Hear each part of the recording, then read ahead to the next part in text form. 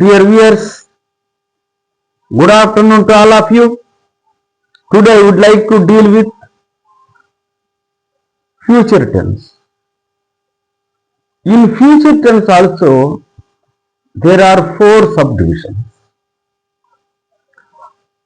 Now, I am going to deal with the simple future. This is the first one of the 4 divisions. Simple future tense. It is very simple.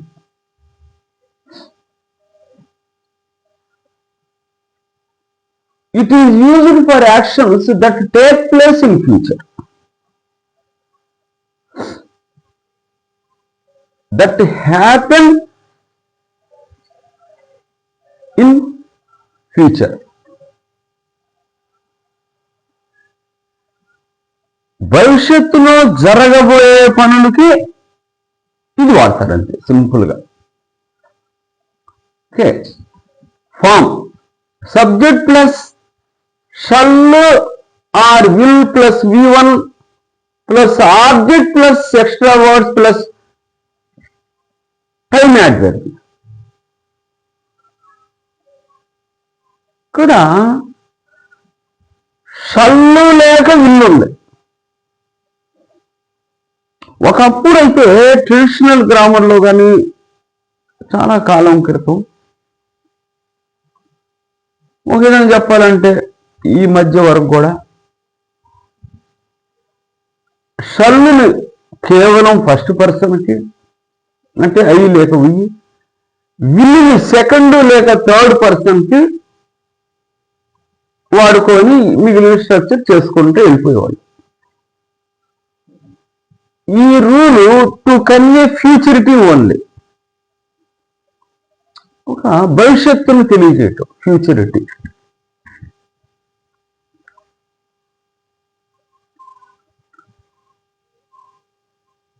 కొంతమంది అనుకోవచ్చు ఆ షల్లును వేసుకొచ్చి second third పర్సన్కి first వేసుకొచ్చి first person వచ్చి విల్లుకు తగిలిస్తే ఏమైందని. అది చేయటం వల్ల coloured future అవుద్ది, అంటే నార్మల్ ఫ్యూచర్ కాదు.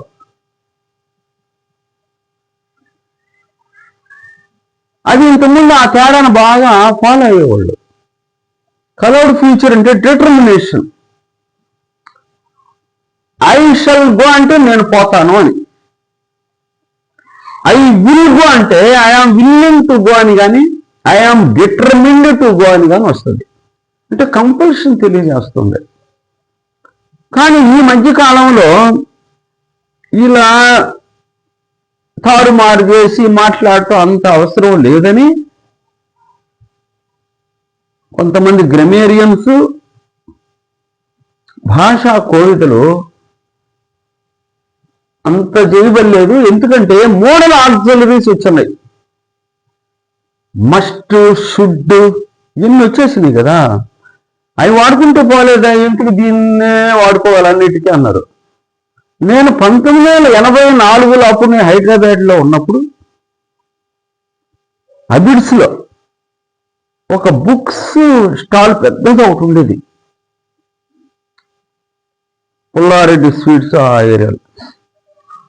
అక్కడ మధ్యాహ్నం బ్యాంక్ అయిపోయిన తర్వాత అటు పోయేవాడిని అట్లా తమాషగా చూడటానికి. 80 అప్పుడే విల్లు షల్లు అంటే షల్లు అండ్ విల్లు తానే ఇంత బుక్ రాసి ఉందండి. ఆశ్చర్యపోయాను నేను, షల్లు విల్లు మీద అంత బుక్ అంటే ఎంత ఉందో దాని గురించి, అంటే అంత ప్రాధాన్యత ఉండింది ఆ రోజుల్లో. 84 పీరియడ్ చేస్తే అంత ముందు కూడా బాగానే ఉంది. కానీ తర్వాత డేవిడ్ గ్రీన్ ఇంకా స్టాండర్డ్ రచయితలు ఏమంటున్నారంటే క్రమేణా ఈ రెండు డిఫరెన్స్ ఫేడ్ అవే అయిపోతుంది, డిజపియర్ అయిపోతుంది. కొంతకాలానికి షల్లు అసలు ఉంటుందా లేదా అనేది కూడా డౌటే. అమెరికాలో నేను ఉన్నప్పుడు గమనించాను, ఈ షల్లును పెద్ద వాడటంలా ఫస్ట్ పర్సన్ కూడా విల్ ఆవిడేస్తా, ఐ విల్ అన్న. ఐషల్ ఫ్యూచర్కి వాడుకున్నట్టే ఐ విల్ అనేది కూడా ఫ్యూచర్కి వాడేస్తున్నాడు. కరెక్ట్ ఫ్యూచర్ అని కూడా జనరల్గా వాడేస్తా ఉన్నాడు. జస్ట్ చెప్పాలి కానీ చెబుతా ఉన్నాను. అందువల్ల నేను దాని గురించి ఎక్కువగా ఏమనుకుంటే ఒక ఐడియా ఇద్దామని అట్లా రాసి వదిలేశాను అంతే. ఎక్కువ డిస్కస్ చేయటంలా ఇప్పటికే చేసేసాను కదా. మీరు ఐ షల్ అయినా అనొచ్చు, ఐ విల్ అయినా కూడా అనొచ్చు, ఫ్యూచర్ తెలియజేయటం. ఇక్కడ రూల్ 1 ఫర్ ఫ్యూచర్ యాక్షన్స్ అని అనుకుంటే ఇవన్నీ కూడా రూల్ 2 అట్లా వచ్చేసింది. Future action, I shall buy a house next month, I shall buy a car next week, tomorrow. అట్లా time adverbial, future time adverbial అనమాట. అది కూడా రాస్తే ఫాలో ఇక్కడ ఫ్యూచర్ టైం యాడ్వర్బియల్. అది ఉండవచ్చు ఉండకపోవచ్చు అండి. బ్రాకెట్లో ఉందంటే అది ఉండొచ్చు ఉండకపోవచ్చు. నెక్స్ట్ మంత్ ఉండొచ్చు ఉండకపోవచ్చు, సందర్భాన్ని బట్టి అర్థం చేయాలి. I shall buy a house next month, first person కాబట్టి అది వాడుకున్నాం, ఒక ఫార్మల్గా వాడా. తర్వాత చూడండి, హీ కానీ షీ కానీ దే కానీ యూ కానీ సెకండ్ థర్డ్ పర్సన్ కదా. థర్డ్ పర్సన్ సెకండ్ అంటే సెకండ్ థర్డ్ పర్సన్ విల్ వాడేశారు. He will come from abroad next year, next year abroad నుంచి వస్తాడు. ఇలా నేను షల్లు లేక విల్లు వాడి V1 వాడేశాను. ఖచ్చితంగా అది వాడాలా, అది మీకు ఐడియా ఆల్రెడీ ఉంటుంది. ఉండకపోతే తెలుసుకోవాలి. ఆక్సిలరీ షల్లు విల్లు 3 ఆక్సిలరీస్లో కూడా చూస్తాం వాటిని. వీటి తర్వాత V1 వస్తాం. తర్వాత rule 2 with the principal clause of conditional sentence. ఈ టెన్స్ చాప్టర్ అయిపోయిన తర్వాత ఒక వారంలో ఎంతో అయిపోవచ్చుది. అయిపోతే కండిషనల్ క్లాజ్ నుంచి చెప్పాలి. అవి కూడా చాలా అవసరం మనకి, రిటర్న్లో కానీ స్పోకన్లో కానీ ఎక్కడైనా అవసరం. అంతా చాలా ఇంట్రెస్ట్గానే ఉంటాయి. అవి కూడా కొన్ని మెలకువలు చెప్తా. అక్కడ కండిషనల్ సెంటెన్స్ లో మనము ప్రిన్సిపల్ క్లాజు మెయిన్ క్లాజు రెండు వాడతాం. వాటిని గురించి ఎక్కువ మాట్లాడకూడదు, డివేట్ అయిపోయి. ఇక్కడ ఒక క్లాజ్ వచ్చింది, ఇక్కడ ఒక క్లాజ్ వచ్చింది. క్లాజ్ అంటే గ్రూప్ ఆఫ్ వర్డ్స్, దానికి ఒక సబ్జెక్టు ఒక ప్రిడికేట్ ఉంటుంది అనమాట. అది గేమ్లో if you come here they will help you, condition తెలియజేస్తుంది. ఆ కండిషన్ నెరవేరితే రిజల్ట్ ఇదనమాట.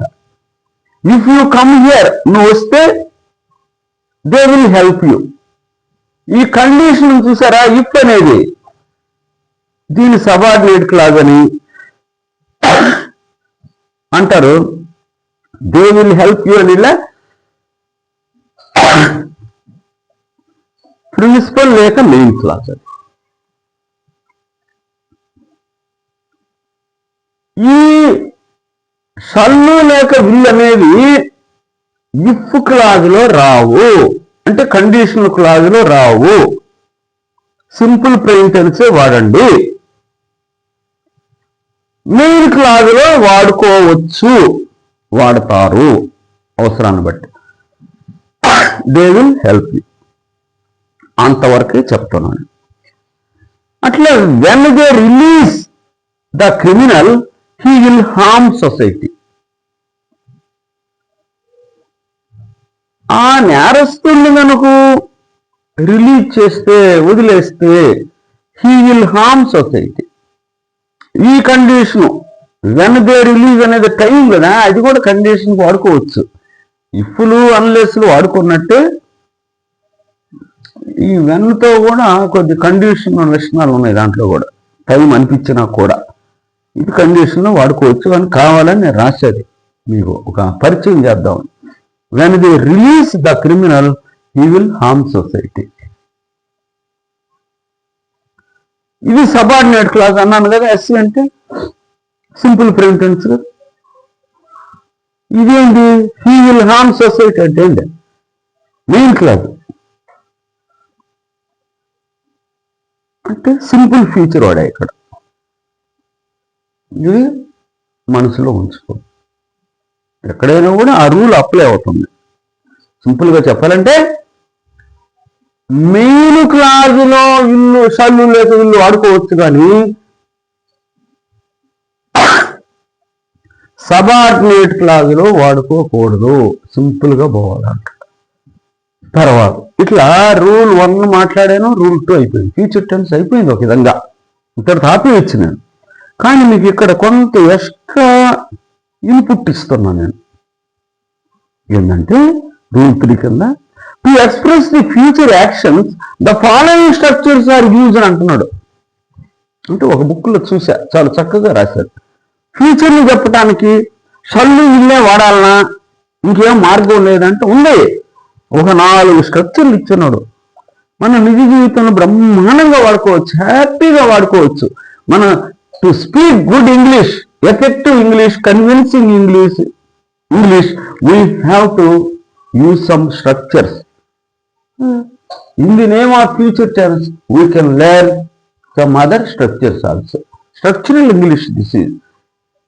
చూడండి, ఏ సబ్జెక్ట్ ప్లస్ హ్యావ్ లేక have plus to infinitive. To infinitive అంటే 2 + V1. గుర్తుంచుకోండి, అక్కడక్కడ తగులుతుంది అది. ఈ స్ట్రక్చర్ తో మన ఫ్యూచర్ ని తెలియజేయచ్చు అంటాడు. షల్లు ఇల్లుందా? లేదు కదా, కానీ తెలియజేయచ్చు. I have to learn German. నేను జర్మన్ భాష నేర్వాలి. I have to speak in English. I have to speak English. She has to write TOEFL at any cost. She has to write IELTS at any cost. ఇలా test of English and foreign language, TOEFL at any cost. Future తెలియజేస్తుంది. Structure have లేక have వాడుకొని to ఇన్ఫినిటీతో రాసేయచ్చు. I have to take lunch at 1 o'clock. అట్లా కొంచెం compulsion అని ఉన్నప్పటికీ ఫ్యూచర్కి సంబంధించిందిగా తెలుస్తుంది అనమాట. అంటే షేర్డ్ అనమాట. ఫ్యూచర్ లక్షణాలు అందులో ఉన్నాయి, అలా చెప్పుకోవచ్చు. అట్లా ఇంకో స్ట్రక్చర్ చూడండి. బి సబ్జెక్ట్ ప్లస్ యామ్ లేక ఈజు లేక ఆరు ప్లస్ టు ఇన్ఫినిటివ్. నేను మళ్ళీ దాని గురించి ఇవన్నీ రాయలా. 2 + V1 అనమాట. అది గుర్తు అలవాటు పడుకోవాలి మీరు. టు ఇన్ఫినిటివ్ అంటే ఏంటి? 2 + V1. 2 గుర్తు అనమాట. ఇన్ఫినిటివ్ 2 రకాలు ఉన్నాయి. టు ఇన్ఫినిటివ్, ప్లెయిన్ ఇన్ఫినిటివ్ ఉన్నాయి. అట్లా అందుకు 2 ఇన్ఫినిటివ్ వాడుకో. I am to deliver a speech in the college. I shall deliver a speech in the college అనొచ్చు కదా. ఐ విల్ డెలివర్ అని కూడా అనొచ్చు. ఇక్కడ ఐ ఆమ్ టు డెలివర్, నేను కాలేజీలో ఒక స్పీచ్ ఇవ్వవలసి ఉన్నది అని. అట్లా ఈస్తో కూడా వాడచ్చు. He is to deliver, they are to deliver, అలా వాడుకోవచ్చు అన్నమాట. సి సబ్జెక్ట్ ప్లస్ యామ్ లేక ఈజ్ లేక ఆర్ ప్లస్ అబౌట్ తీసుకున్నాడు. మళ్ళీ అదే స్ట్రక్చర్ లో about plus to infinitive. Example, the plane is about to take off. ఆ విమానము టేక్ ఆఫ్ కాబోతుంది అంటే అది స్టార్ట్ కాబోతుందని టేక్ ఆఫ్ అంటే.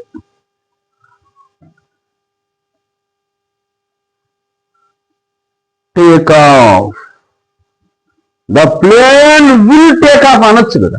ఇక్కడ ఏమన్నాడు? Is about to take of. ప్రయాణం అది స్టార్ట్ కాబోతుంది అని చెప్పడానికి ఇది వాడు. ఇది భవిష్యత్తు లక్షణాలు ఉన్నాయి. తర్వాత subject plus am are is are are plus going plus to infinitive. చూసారా టు ఇన్ఫినిటివ్ ఎన్ని స్ట్రక్చర్లు వచ్చేసింది. Example, I am going to write a book on motivation and poverty alleviation. I am going to write a book. I shall write a book అంటున్నా. ఇలా కూడా చెప్పుకోవచ్చు. I am going to write a book on motivation and poverty alleviation. Beautiful usage. Motivation and poverty alleviation. Poverty పేదరికము ఉపశమనం అన్నమాట. పేదరికాన్ని తగ్గించాల అనే దాని మీద మోటివేషన్,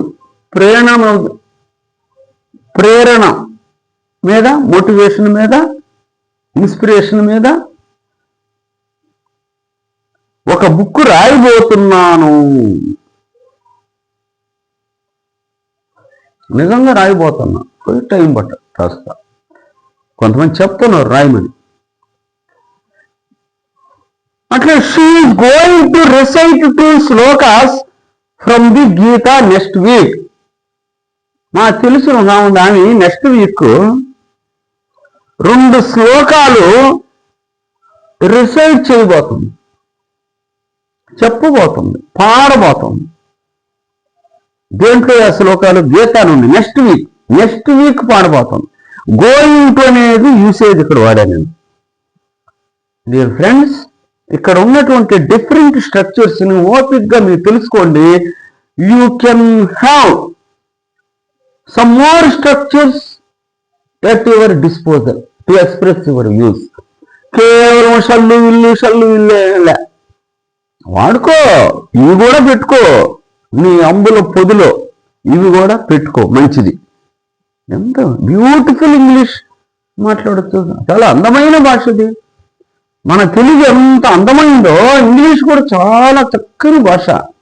యూరోపియన్ లాంగ్వేజ్ మంచి భాష, సరళమైన భాష ఇది.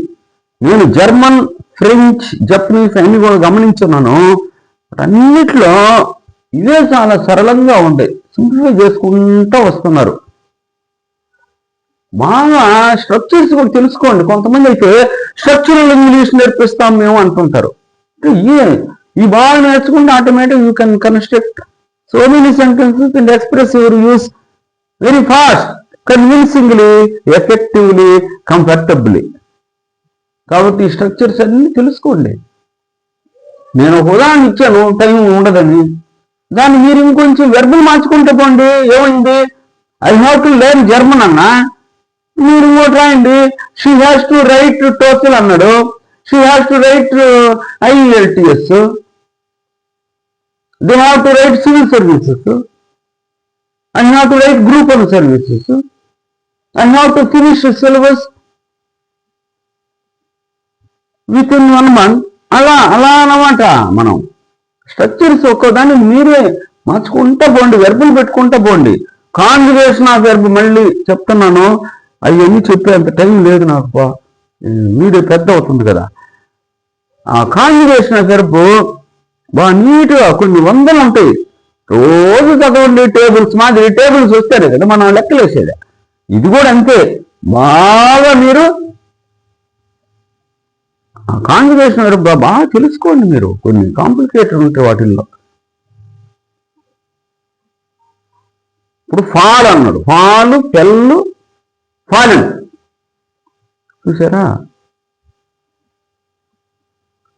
ఫెల్లు, ఫెల్డ్ అని కూడా ఉంది మళ్ళీ. అంటే నరకటం అని. సమస్యలు చాలా ఉన్నాయి. చదవండి, అన్ని తెలుసుకుంటారా అని మీనింగ్స్ వస్తాయి. వొకాబులరీ ఇంప్రూవ్ అవుద్ది. వెర్బ్ ఫామ్ ఇంక టెన్స్ తెలుసుకున్నారు కదా. చాలా వరకు మీరు లైన్లో 50%, 60% దాకా లైన్లో పడిపోయినట్టే. ఇంకా మిగిలింది మిమ్మల్ని లైన్లో తీసుకొని వస్తాయి. ఇంకా వాయిస్ కూడా అయిపోయిందంటే అప్పుడు ఓకే. 1-10 సార్లు చదవండి, 4 సార్లు చదవండి. ఎన్ని ఫ్యూచర్ టెన్స్ సింపుల్గానే ఉంటుంది. ఇది కొంచెం ఎక్కువగా ఉంది కానీ మిగిలింది టక లాభించారు. Thank you very much for your being with me.